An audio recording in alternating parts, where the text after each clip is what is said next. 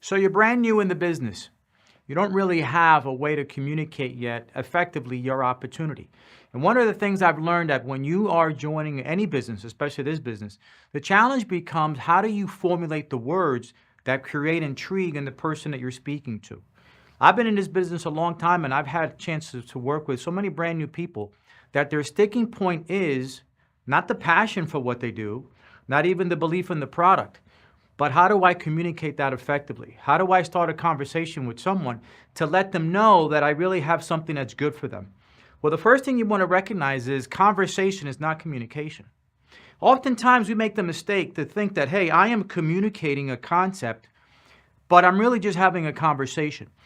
Effective communication is when you and the other person have a like-minded agreement that allows for both of you to comply with each other's request.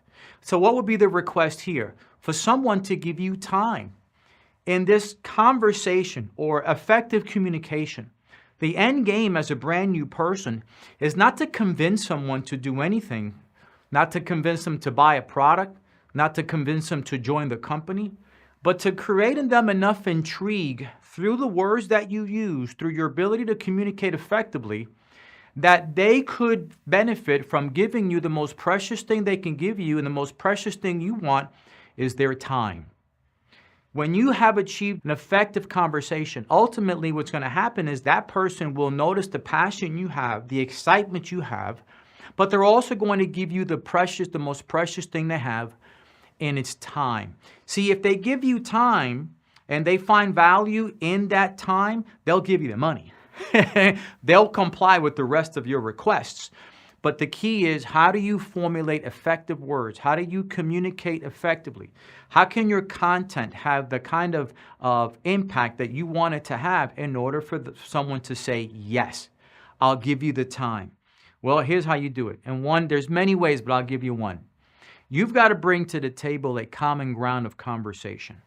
You want to have an effective conversation. You want to have an engaging conversation. You want to communicate what we are doing here with maybe a stranger, because oftentimes you'll find yourself having to master opening up an effective conversation or an introductory conversation with a stranger.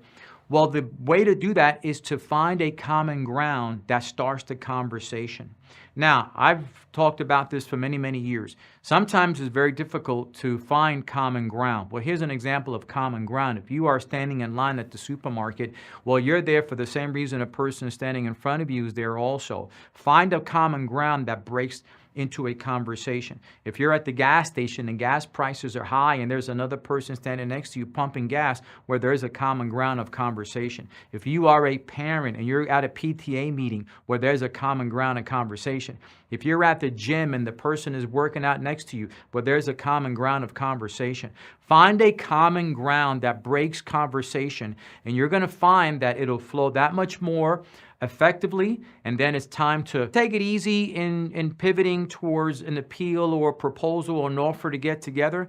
Ultimately, the whole purpose of having a conversation initially is to learn a little bit more about each other that can lead into a further conversation where then now you can really communicate the content and the goodness of what we do here. I hope that helps.